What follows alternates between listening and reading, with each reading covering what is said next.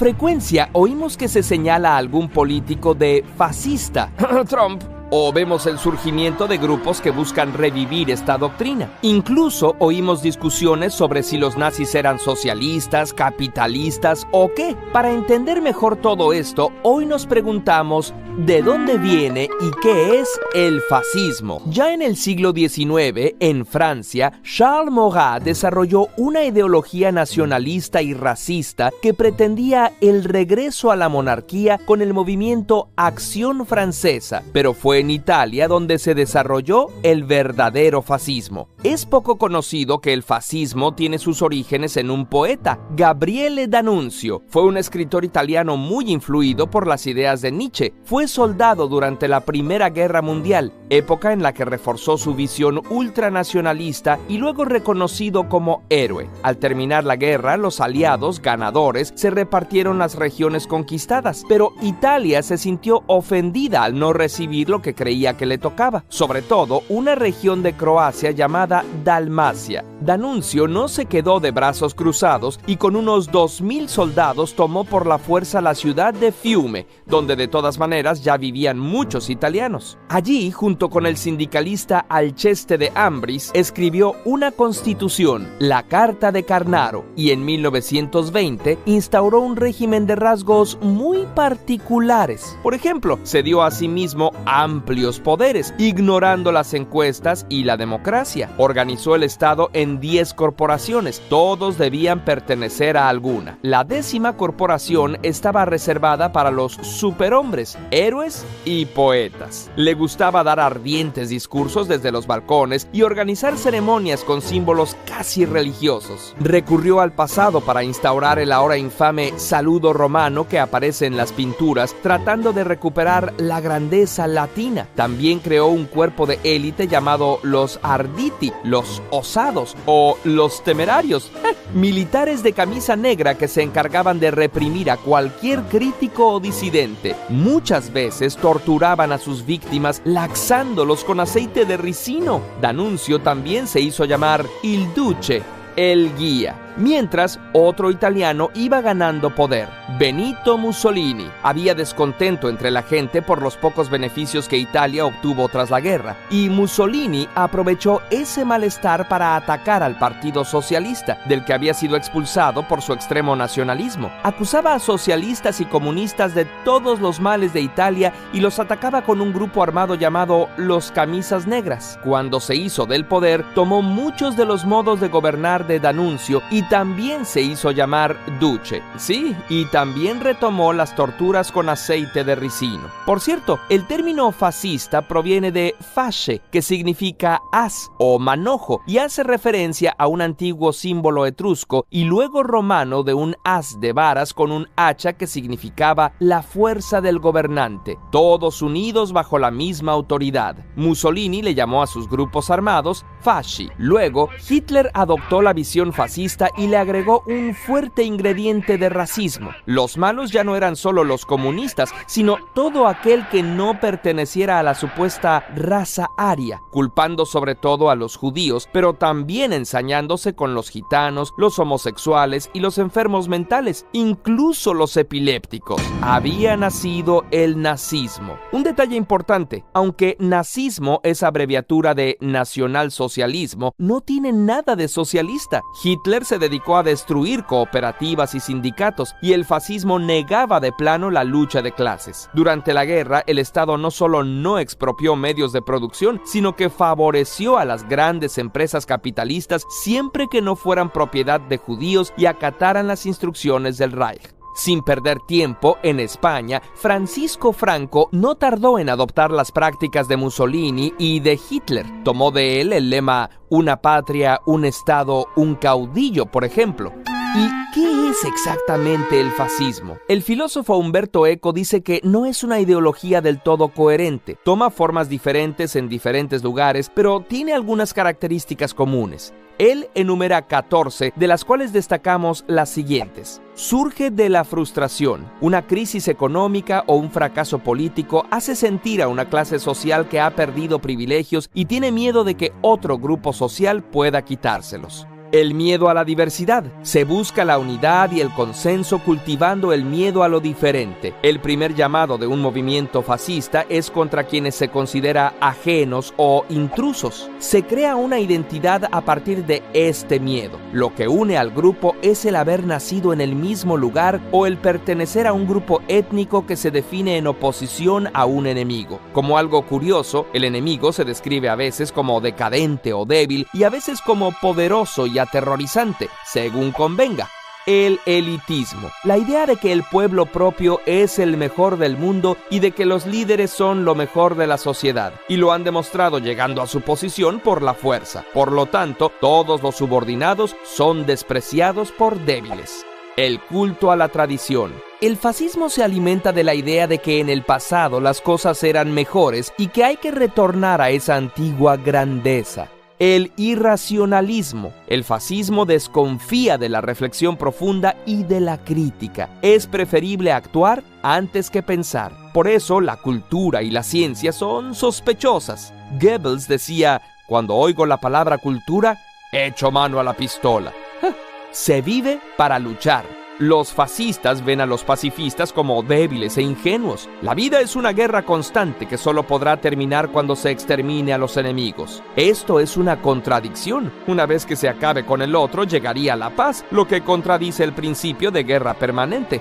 Machismo. Este culto a la guerra da origen a un desprecio por las mujeres y una condena a la diversidad sexual. Se cultiva un gusto por las armas como símbolo fálico. Antidemocrático. En una democracia, los individuos tienen opiniones diferentes que se expresan mediante el debate abierto y mecanismos como las elecciones. En el fascismo, el pueblo se considera como una masa uniforme con una sola opinión y se supone que el líder, en su inigualable sabiduría, es quien interpreta esa opinión. Las opiniones diferentes son silenciadas. En última instancia, el fascismo no es tanto un conjunto de ideas articuladas, más bien moviliza pasiones y emociones, sobre todo el miedo a lo diferente y el orgullo por lo propio. Los argumentos que se dan para justificar sus acciones no suelen ser más que pretextos para obtener y mantener el poder y el control. Por eso, y por todas las desgracias que ha causado, en la actualidad esta visión del mundo está tan desprestigiada que prácticamente ningún dirigente se identifica a sí mismo como fascista. Sin embargo, cuando un dirigente silencia a la prensa y a las protestas, califica a los inmigrantes como amenazas, desprecia a los débiles, condena la diversidad sexual y presume de sus proezas y de su hombría, tenemos razones para sospechar de sus tendencias fascistas. Y hay que estar atentos para que los hechos del fascismo no vuelvan a ocurrir jamás.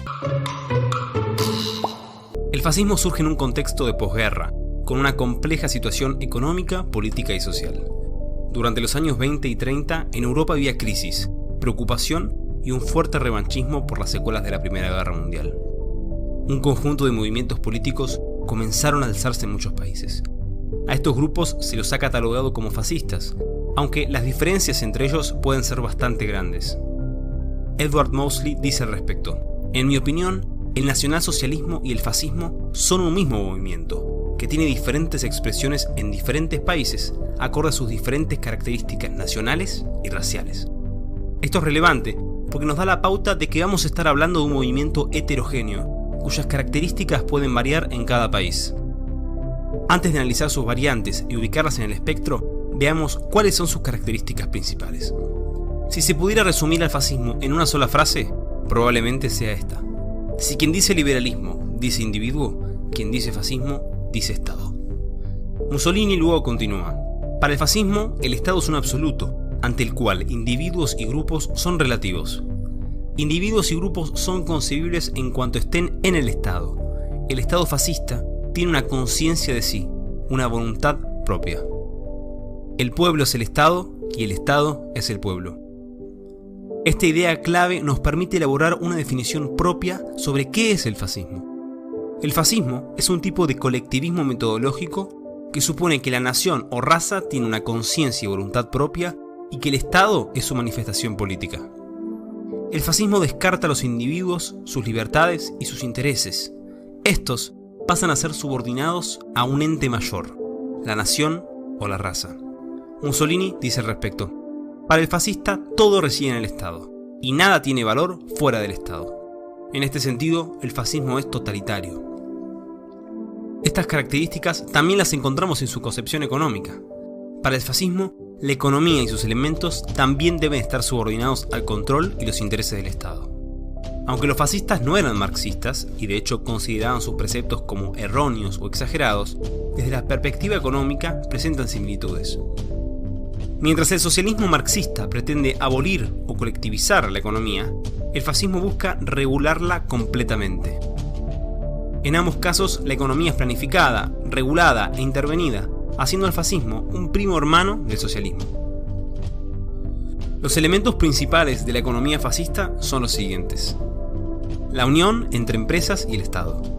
Las empresas y los comercios eran permitidos, pero totalmente subordinados a los planes del Estado, por medio de diferentes estructuras gubernamentales. Mercantilismo y proteccionismo. El Estado controla las importaciones, el comercio internacional, el tipo de cambio, las inversiones, los salarios, los precios, etc. Un enorme Estado benefactor.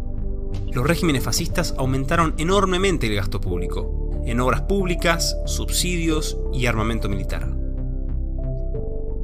Es curioso e importante señalar que este tipo de políticas, lejos de ser repudiadas, fueron muy bien vistas por un gran abanico de personas. Además de un buen número de figuras menores, se encontraban algunas muy importantes. En 1927, Churchill intercambió correspondencia con Mussolini, donde mostró su admiración y sus simpatías hacia él, llegando a decir que si él hubiera sido italiano, hubiera estado con él desde el principio hasta el fin.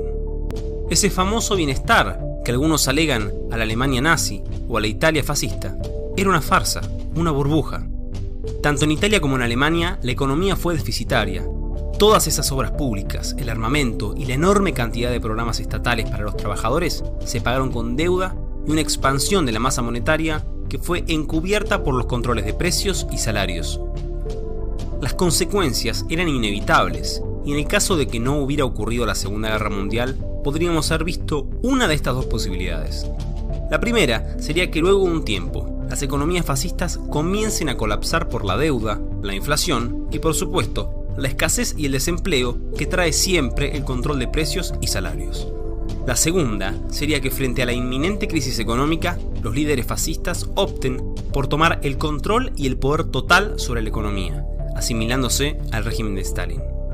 Hasta ahora podemos concluir que políticamente el fascismo es autoritario y económicamente preserva algunos de los componentes del capitalismo, aunque está completamente planeado e intervenido. También concluimos que muchos elementos políticos y económicos del fascismo están presentes en otras ideas que no suelen asociarse a él. Pero ¿cuántos tipos de fascismo hay y cuáles son sus diferencias? El fascismo clásico o el fascismo italiano es el primero, el original y el más influyente de todos. Este dejó una huella desde Perón hasta Hitler. Mussolini prioriza sobre todo la nación y la omnipotencia del Estado como eje de sus discursos. Antes de la guerra, el fascismo italiano fue el más pragmático y neutral de todos. Aunque Mussolini era ateo y crítico de la religión, buscó tener buenas relaciones con la Iglesia Católica, fue proclamado como el protector del Islam e intentó evitar posturas racistas o antisemitas que le cuesten popularidad. Mussolini y en menor medida Oswald Mosley se encuentran en esta categoría. Por otro lado tenemos al fascismo clerical, que se caracteriza por una política que introduce conceptos religiosos, teológicos y tradicionalistas. Algunos que podrían estar en esta categoría fueron Engelbert Dollfuss en Austria, Franco en España, Salazar en Portugal, Cornelius Ceaușescu en Rumania o Ante Pavlevich en Croacia.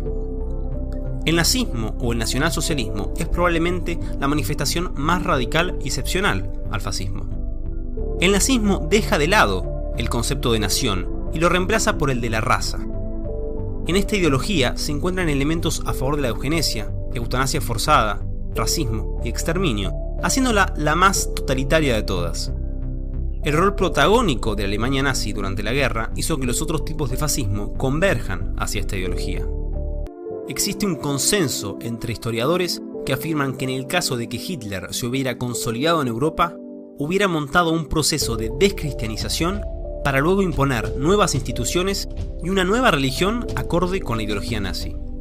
Otros líderes nazis, como Hess y Himmler, favorecían posiciones más ocultistas y esotéricas. que se ven materializadas en los elementos neopaganos de las SS, influenciadas por el movimiento Völkisch. Himmler dice en el 42 lo siguiente: tendremos que tratar ahora con el cristianismo de una manera más dura que hasta ahora. Debemos ajustar cuentas con este cristianismo, con esta gran plaga que nos ha dado la historia, que nos ha debilitado en cada conflicto.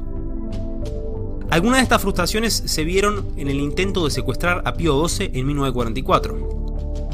Existe un nihilismo y un darwinismo social inherentes a la ideología nazi, que hace dudoso poder ubicarla como conservadora o, por supuesto, neutral y pragmática. El fascismo no está presente en los fanáticos de Hitler o Mussolini. El fascismo sigue estando presente en aquellos que legitimen el poder del Estado sobre nuestras libertades personales y económicas en nombre de un supuesto bienestar nacional o social.